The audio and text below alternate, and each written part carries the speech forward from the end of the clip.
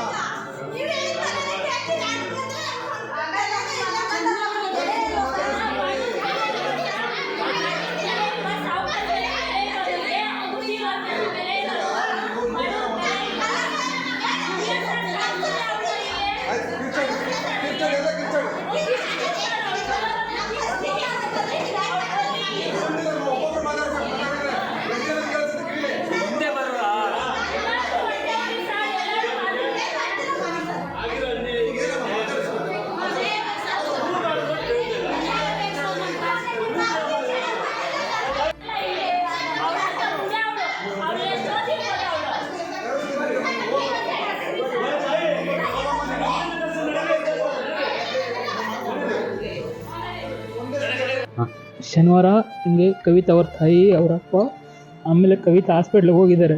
ಹಾಸ್ಪಿಟ್ಲಿಗೆ ಹೋದ್ಮೇಲೆ ನಾಳೆ ಬರಲೇಬೇಕು, ನಾಳೆ ಬಂದು ನೀನು ಆಪ್ರೇಷನ್ ಮಾಡಿಸ್ಕೊಳ್ಳೇಬೇಕು, ಇಲ್ಲಾಂದರೆ ಮಗುಗೆ ನಿಮಗೆ ಪ್ರಾಬ್ಲಮ್ ಆಗುತ್ತೆ ಅಂತ ಫುಲ್ ಭಯ ಬೀಳಿಸಿ ಬೆಳಗ್ಗೆ ನಮಗೆ ನಾನು ಬರೋದ್ರೊಳಗೆ ಅವರು 8 ಗಂಟೆ 8:15 ನಮ್ಮ ಮಾವರು ಫೋನ್ ಮಾಡಿದ್ರು. ನಾನು ಅಲ್ಲಿಂದ ಇಲ್ಲಿಗೆ ಬರೋದ್ರೊಳಗೆ 9 ಗಂಟೆಗೆ ಅವರೇ ಕರ್ಕೊಂಡೋಗಿ ನಮ್ಮ ಸಿಗ್ನೇಚರ್ ಕೂಡ ಇಲ್ಲದೆ ಆಪ್ರೇಷನ್ ಮಾಡೋದು ಏನು ಮಾಡಿದ್ರೆ ಪ್ರಾಬ್ಲಮ್ ಅನ್ನೋದು ಗೊತ್ತಿಲ್ಲ.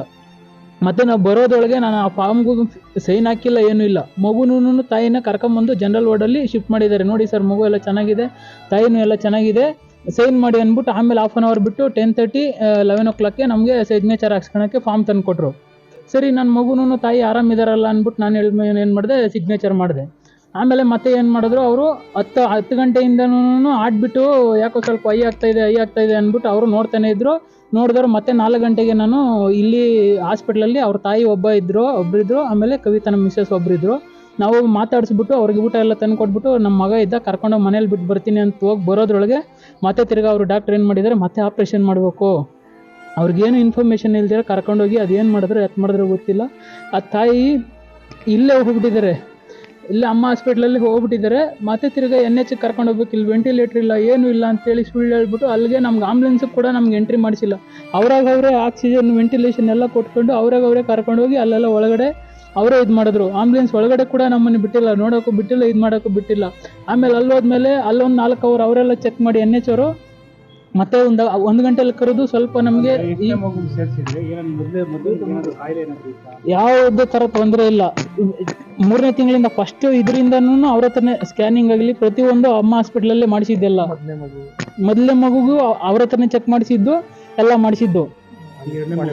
2ನೇ ಮಗು ಇದು ಡೆಲಿವರಿ ಆಗಿದ್ದು ವಾಣಿ ವಿಲಾಸಲ್ಲಿ 1ನೇ ಮಗು, 2ನೇ ಮಗುಗೆ ಇಲ್ಲಿ ಬಿಟ್ಟಿದ್ದು. ಪೇರೆಂಟ್ಸ್ ಕೇಳ್ಕೊಂಡ್ರು ಅಂತ ನಿಮಗೆ ಆಗದೆ ಇರೋದು ಪ್ರಾಬ್ಲಮ್ ಅಲ್ವಲ್ಲ. ಬ್ಲೀಡಿಂಗ್ ಆಗದೆ ಪ್ರಾಬ್ಲಮ್ ಅಲ್ವಾ? ಈಗ ಒಂದು ಆಪರೇಷನ್ ನಡಿಬೇಕಂತಂದ್ರೆ ಅವ್ರ ಸಂಬಂಧಿಕರು ಯಾರ್ದೋ ಸಹ ಸಹಿ ಬೇಕಾಗ್ತದೆ.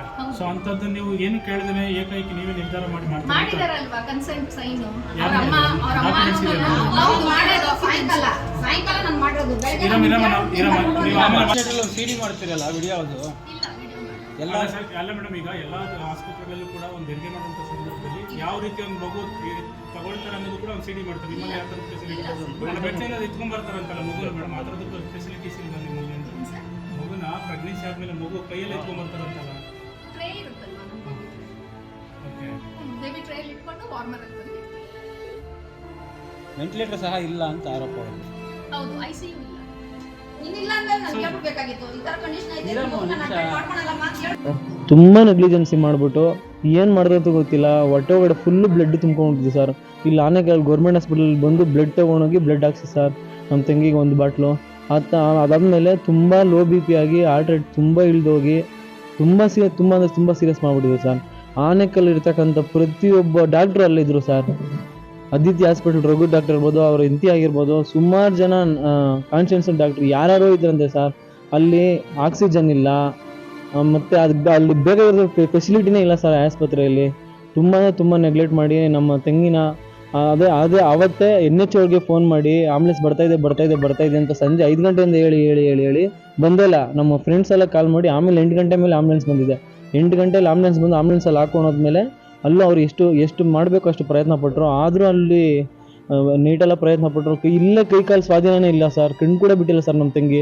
ಹೆಂಗೆ ಮಲಗಿದ್ಲು ಹಂಗೆ ಇದ್ಲು ಸರ್. ಅಲ್ಲೂ ಎಲ್ಲರದು ಒಂದೇ ನಾರ್ಮಲ್ ಇರಲ್ಲ, ಎಮರ್ಜೆನ್ಸಿ ಆಗಿರ್ತವೆ. ಸೊ ಅಂತ ಆ ಟೈಮಲ್ಲಿ ಆಪರೇಷನ್ ಮಾಡಕ್ ಬಂದ್ರೆ ನೀವು ದೊಡ್ಡ ಆಸ್ಪತ್ರೆಗೆ ಕಳಿಸ್ಬೋದಾಗಿತ್ತಲ್ಲ?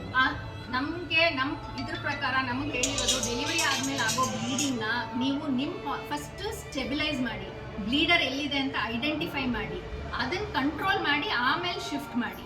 ಡೆಲಿವರಿಗೆ ಮುಂಚೆ ಬ್ಲೀಡಿಂಗ್ ಆದರೆ ದಯವಿಟ್ಟು ಟೈಮ್ ಇರುತ್ತೆ ಪೇಷಂಟ್ಗೆ, ಅಷ್ಟು ವರ್ಸ್ಟ್ ಆಗಲ್ಲ. ಡೆಲಿವರಿ ಆದಮೇಲೆ ಆಗೋ ಬ್ಲೀಡಿಂಗು ಪೇಷಂಟ್ ಮಿನಿಟ್ಸಲ್ಲಿ ಡಿಟೋರೇಟ್ ಆಗಬಹುದು. ಅದರಿಂದ ನಮಗೆ ನಾವು ಓದಿರೋ ಪ್ರಕಾರ ಇದ್ರ ಪ್ರಕಾರ ಡೆಲಿವರಿ ಆದಮೇಲೆ ಆಗೋ ಬ್ಲೀಡಿಂಗ್ನ ನಮ್ಮ ಸೆಟಪ್ಪಲ್ಲಿ ಫಸ್ಟ್ ಸ್ಟೆಬಿಲೈಸ್ ಮಾಡಿ ಕಳಿಸ್ಬೇಕು. ಮೇಡಮ್ ಅದಲ್ಲ ಮೇಡಮ್, ಈಗ ICU ಇಲ್ಲಿದ್ದು ನೀವು ಸರ್ಜರಿ ಮಾಡಬೇಕಾದ್ರೆ ಪೇಷಂಟ್ಗಳಿಗೆ ಎಮರ್ಜೆನ್ಸಿ ಪ್ರಾಬ್ಲಮ್ ಈ ಥರ ಆದಾಗ ಯಾವ ಜವಾಬ್ದಾರಿ ತಗೊಳ್ತಾರೆ?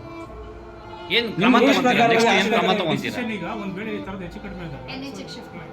ಅಲ್ಲ ಮೇಡಮ್, ಸರ್ಜರಿ ಮಾಡಬೇಕಾದ್ರೆ ಯಾಕೆ ನೀವು ಪ್ರಿಕಾಷನ್ ICU ಮಾಡ್ಕೊಂಡಿಲ್ಲ ಅಂತ? ಸರ್ ನಮ್ದು ಇದೇ ರೀತಿ ಕಾರ್ಡಿಯೋಮಯೋಪತಿ 5 ಇಯರ್ಸ್ ಅದು ಪ್ರಾಬ್ಲಮ್ ಕಾಣಿಸುತ್ತೆ, ಆಮೇಲೆ ನೀವು NH ಶಿಫ್ಟ್ ಮಾಡ್ತೀರಿ. ಆಂಬ್ಯುಲೆನ್ಸ್ ಬರುತ್ತೆ, ಸೊ ಅಲ್ಲಿ ಆ ಆಂಬ್ಯುಲೆನ್ಸ್ ಅಲ್ಲೇನೆ ಶಿಫ್ಟ್ ಮಾಡಿ.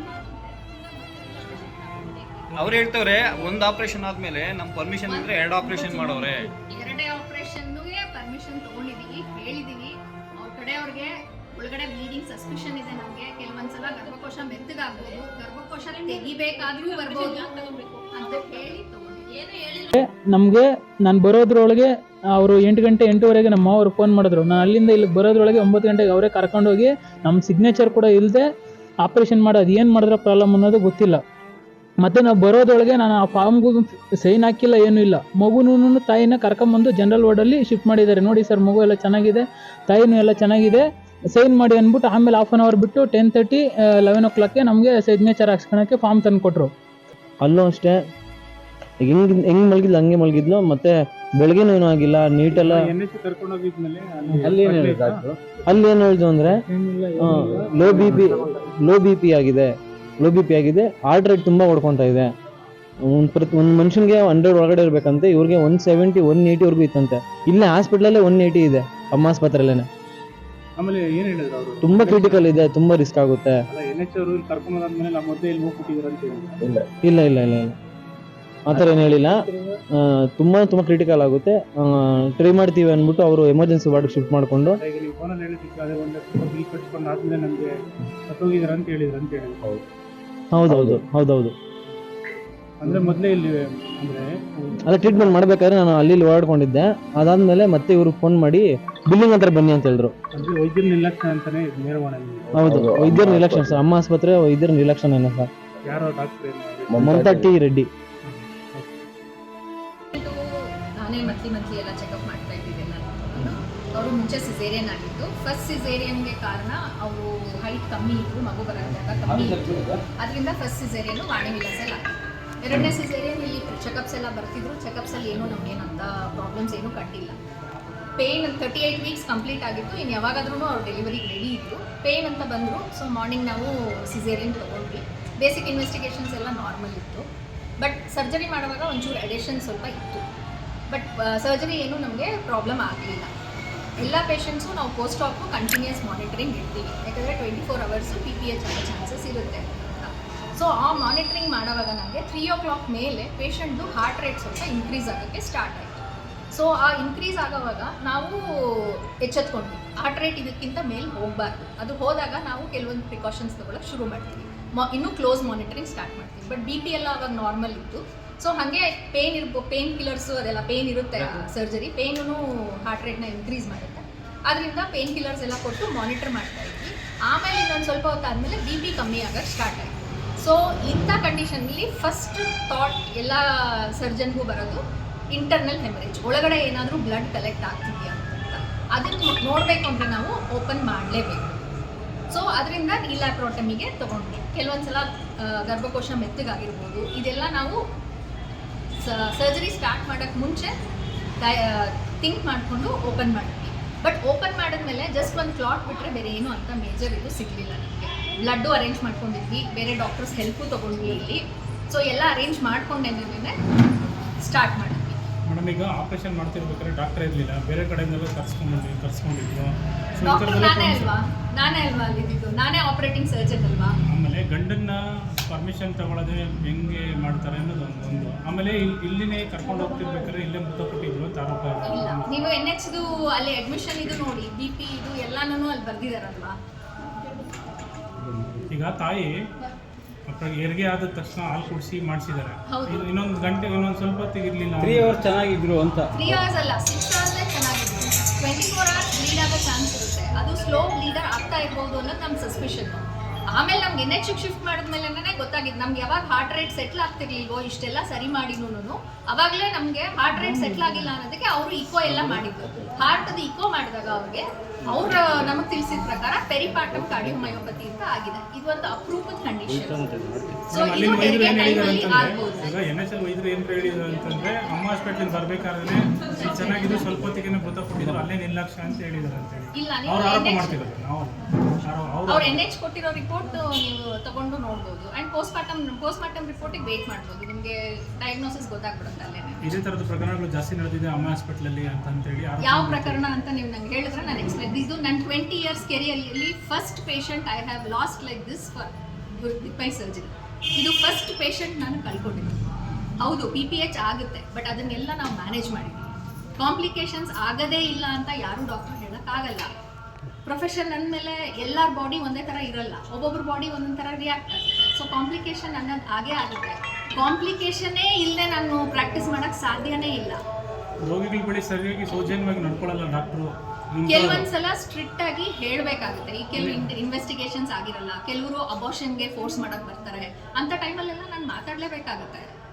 ಅಲ್ಲ, ಅಬಾರ್ಷನ್ ಬರಲ್ಲ ಮೇಡಮ್, ಅಬಾರ್ಷನ್ ಮಾಡಂಗೇ ಇಲ್ಲ, ಅದು ಕಂಪಲ್ಸರಿ. ನೀವು ಅದಂಗೆ ಅಬಾರ್ಷನ್ ನಿಮ್ಮ ಹತ್ರ ಬರ್ತಾರೆ 2 months ನಮಗೆ ಪ್ರೆಗ್ನೆನ್ಸಿ ಬೇಡ, ಟ್ಯಾಬ್ಲೆಟ್ಸ್ ಕೊಡಿ, ಇದೆಲ್ಲ ಕೇಳಕ್ ಬರ್ತಾರೆ. ಮಾಡಕ್ಕೆ ರೂಲ್ಸೇ ಇಲ್ವಲ್ಲ. ಈಗ ನೇರವಾಗಿ ಕುಟುಂಬಸ್ಥರು ಏನು ಹೇಳ್ತಿದ್ದಾರೆ ಅಂತಂದ್ರೆ, ಮಮತಾ ಅವರ ನಿರ್ಲಕ್ಷ್ಯಕ್ಕೆ ನಮ್ಮ ಮಗು ಸತ್ತೋಗಿರೋದು. ಹೇಳೋರು ಏನಾದರೂ ಹೇಳ್ಬೋದು. ನನ್ನ ಡ್ಯೂಟಿ ನಾನು ಕರೆಕ್ಟಾಗಿ ಮಾಡಿದ್ದೀನಿ ಅನ್ನೋ ಕಾನ್ಫಿಡೆನ್ಸ್ ನನಗಿದೆ. ಈಗ ಅಬಾರ್ಷನ್ ಬಂದ್ರೆ ನೀವು ಅಬಾರ್ಷನ್ ಮಾಡಿದ್ದೀರಾ ಮೇಡಮ್? ಇಲ್ಲ, ನೀವು ಹೇಳ್ತಾ ಇದ್ರಲ್ಲ ಅಬಾರ್ಷನ್ಗೆ ಬರ್ತಾರೆ. ಅವಾಗೆಲ್ಲ ನಾವು ಅವ್ರನ್ನ ಮಾತಾಡಿದಾಗ ಅವ್ರು ಅದಕ್ಕೆ ನಮಗೆ ರೂಡ್ ಅನ್ಕೋತಾರೆ. ಲೀಗಲ್ ಆಗಿ ಏನು ಮಾಡ್ಬೋದು ಅದನ್ನ ಮಾಡ್ತೀವಿ, ಇಲ್ಲ ಅಂತ ಹೇಳಿಲ್ಲ. ಮಿಸ್ಡ್ ಅಬಾರ್ಷನ್ಸ್ ಅಂತದೆಲ್ಲನೂ ಮಾಡ್ತೀವಿ, ಇಲ್ಲ ಅಂತ ಹೇಳಿಲ್ಲ. ಬಟ್ ಕೆಲವು ಇಲ್ಲೀಗಲ್ ಬಂದಾಗ ನಾವು ರೆಫ್ಯೂಸ್ ಮಾಡಿದಾಗ ಅವ್ರು ಅದನ್ನ ಇಲ್ಲೀಗಲ್ ಅನ್ಕೊಂತಾರೆ. ಆ್ಯಂಡ್ ಕೆಲವೊಂದ್ಸಲ ANCs ಕರೆಕ್ಟಾಗಿ ಇರಲ್ಲ, ಕರೆಕ್ಟ್ ಟೈಮಿಗೆ ಟೆಸ್ಟ್ಗಳು ಮಾಡಲ್ಲ. ಅಂತ ಟೈಮಲ್ಲಿ ಸ್ವಲ್ಪ ನಾವು ಜೋರು ಮಾಡಿನೇ ಅವ್ರ ಹತ್ರ ಇದು ಮಾಡಬೇಕಾಗುತ್ತೆ. ನಾನು ಏನೇ ಜೋರು ಮಾಡಿದ್ರು ಅದು ಪೇಷಂಟ್ ಸೇಫ್ಟಿಗೋಸ್ಕರ ಅಷ್ಟೇ, ನನ್ನ ಫಾಯ್ದಾಗೋಸ್ಕರ ನಾನು ಏನೂ ಇದು ಮಾಡಲ್ಲ. ತಂಗಿ ಒಬ್ಬರೇ ಅಲ್ಲ ಸರ್, ಸುಮಾರು ಕೇಸ್ಗಳು ಈ ಥರ ಆಗಿದೆ ಅಂತೆ ಸರ್. ಇದು ಪಬ್ಲಿಕ್ ಆಗೇ ಇಲ್ಲ ಸರ್. ದಯವಿಟ್ಟು ನೀವು ಮೀಡಿಯಾದವರು ದಯವಿಟ್ಟು ಇದನ್ನ ಎಲ್ಲರಿಗೂ ಸುದ್ದಿ ಮುಟ್ಟಿಸಬೇಕು ಸರ್. ಸುಮಾರು ಜನಕ್ಕೆ ತುಂಬ ನ್ಯಾಯ ಕೊಡಲೇಬೇಕು ಸರ್. ಸುಮಾರು ಹೆಣ್ಮಕ್ಳಿಗೆ ಈ ಥರ ಅನ್ಯಾಯ ಆಗಿದೆ ಸರ್. ಒಬ್ಬರು ಈ ಥರ ಯಾರೂ ಮಾಡೇ ಇಲ್ಲ ಸರ್. ದೊಡ್ಡ ಮಟ್ಟದಲ್ಲಿ ಇದಾಗೇಬೇಕು ಸರ್. ಮತ್ತು ನಿನ್ನೆ ನಮ್ಮ ತಂಗಿ ತೀರೋಗಿರೋದು 1:30 1:30 ಆಗಿದ ತಕ್ಷಣ ಹಾಸ್ಪಿಟ್ಲ್ ಎಲ್ಲರೂ ಇನ್ಫಾರ್ಮ್ ಮಾಡಿದ್ದಾರೆ ಅವ್ರಿಗೆ. నేను 3 ಗಂಟೆಯಿಂದ ಫೋನ್ ಮೇಲೆ ಫೋನ್ ಬರ್ತಾನೆ ಇದೆ ಸರ್. ಇವಾಗ ಬೆಳಗ್ಗೆ ಕೂಡ ಒಬ್ರದ್ದು ಫೋನ್ ರಿಸೀವ್ ಮಾಡಿದೆ, ಬೆದರಿಕೆ ಕರೆಗಳು ಬರ್ತಾ ಇದೆ, ಬನ್ನಿ ನೀವು ಕುತ್ಕೊಂಡು ಮಾತಾಡೋಣ, ನಿಮ್ಮ ಮನೆಯವ್ರು ಬನ್ನಿ, ಸೆಟಲ್ಮೆಂಟ್ ಬನ್ನಿ ಅಂತ ಹೇಳ್ತಾ ಇದ್ದಾರೆ. ಏನಕ್ಕೆ ಸರ್? ಎಷ್ಟು ಕೋಟಿ ಬೇಕು ಸರ್ ಅವ್ರಿಗೆ? ನಾನೇ ಕೊಡ್ತೀನಿ. ಪ್ರಾಣ ಕೊಡ್ತಾರಾ ಸರ್? ಅವ್ರ ಮನೆ ಹೆಣ್ಮಕ್ಳು ಇಲ್ಲ ಸರ್. ನೀವು ಇದನ್ನ ಸುದ್ದಿ ಮುಚ್ಚಲೇಬೇಕು ಸರ್, ದೊಡ್ಡ ಮಟ್ಟದಲ್ಲಿ ಇದಾಗೇಬೇಕು ಸರ್. ಅಮ್ಮ ಆಸ್ಪತ್ರೆ ಪಾಠ ಕಲೀಲೇಬೇಕು ಸರ್. ತುಂಬಾ ಹೆಣ್ಮಕ್ಳ ಜೊತೆ ಆಟ ಆಡ್ತಾ ಇದ್ದಾರೆ ಸರ್. ಆರೋಗ್ಯ ಸಚಿವರು ಕಠಿಣ ಕ್ರಮವನ್ನ ಇದರಲ್ಲಿ ಸರ್ಕಾರ ಏನಿದೆಯೋ ಆರೋಗ್ಯ ಸಚಿವರಾದಂತ ಅವರು ಇದ್ರಲ್ಲಿ ಕ್ರಮ ತಗೊಬೇಕು ಸರ್. ಇದು ದೊಡ್ಡ ಮಟ್ಟದಲ್ಲಿ ನ್ಯೂಸ್ ಆಗ್ಬೇಕು ಸರ್. ಪ್ರತಿಯೊಂದು ಹೆವಿ ಸ್ಕ್ಯಾಮ್ ಮಾಡ್ತಾ ಇದ್ದಾರೆ ಸರ್ ಇದು ಆಸ್ಪತ್ರೆಯಲ್ಲಿ ಸರ್. ಡೇಟ್ ಇರೋದು ಬಂದು 23 ಸರ್, ಬೇಗನೆ ಬಂದು ಇದು ಮಾಡಿದ್ದಾರೆ ಸರ್. ಇದು ಈಗ ತೀರೋಗಿದ್ದಾರೆ ಅಂತ ಹೇಳ್ತಾರಲ್ವಾ ಕವಿತಾ ಅವರು ಬ್ರದರ್ ಬಂದು ನನಗೆ ಫ್ರೆಂಡ್ ಆಗಬೇಕು, ಸ್ನೇಹಿತ. ಈಗ ನನಗೆ ಭಾನುವಾರ ಸಂಜೆ ನನಗೆ ಫೋನ್ ಮಾಡಿದ್ರು, ಈ ಥರ ಸೀರಿಯಸ್ ಆಗಿದೆ ಅಂತೇಳಿ. ನಾನು ನನ್ನ ಅಮ್ಮ ಹಾಸ್ಪಿಟ್ಲ್ ಹತ್ರ ಬಂದೆ. ಅಲ್ಲಿ ನೋಡಿದೆ ಸರ್, ಹಾಸ್ಪಿಟ್ಲ್ ಕಂಡೀಷನ್ ನೋಡಿದೆ ನಾನು. ಏನು ಹಾಸ್ಪಿಟ್ಲ್ ಯಾವ ಥರ ನಡೆಸಬೇಕು ಅಂತೇಳಿ ಬೇಸಿಕ್ ಈಗ ಆಪ್ರೇಷನ್ ಥಿಯೇಟ್ರ್ ಅಂತೇಳಿ ಬೋರ್ಡ್ ಹಾಕಿದಾರಲ್ವ, ಆಪ್ರೇಷನ್ ಥಿಯೇಟರ್ಗೆ ಬೇಸಿಕ್ ಫೆಸಿಲಿಟೀಸ್ ಏನಿರಬೇಕು ಅಲ್ಲಿ ನಾನು ನೋಡಲಿಲ್ಲ ಒಂದು. ಆಮೇಲೆ ಆ ಹೆಣ್ಮಗುನ ಶಿಫ್ಟ್ ಮಾಡಬೇಕಾದ್ರೆ ಆ್ಯಂಬುಲೆನ್ಸ್ಗೆ ತಗೊಬರೋದಕ್ಕೆ ಸ್ಟ್ರೆಚ್ಚರ್ ಕೂಡ ಫೆಸಿಲಿಟಿ ಇಲ್ಲ ಅಲ್ಲಿ. ಆ್ಯಂಬುಲೆನ್ಸಲ್ಲಿ ತಗೊಂಬಂದರು, ಆ ಮಗುನ ತಗೊಬರೋದಕ್ಕೆ ಪ್ಲೇಸ್ ಇಲ್ಲ ಸರ್. ಮೆಟ್ಲಲ್ಲಿ ನಾವು ಹುಡುಗರು 4-5 ಜನ ಕೈಯಲ್ಲಿ ಹಿಡ್ಕೊಂಡು ತೊಗೊಂಬಂದ್ರಿ ಆ ಮಗುನ, ನಾವೇ ಶಿಫ್ಟ್ ಮಾಡಿದ್ದೀರಿ. ಅದಾದಮೇಲೆ ಅಲ್ಲಿ 8 ಗಂಟೆಯಿಂದ ತೊಗೊಂಡೋದ್ರಿ, ಇಲ್ಲಿ ಶಿಫ್ಟ್ ಮಾಡಿದ್ರಿ.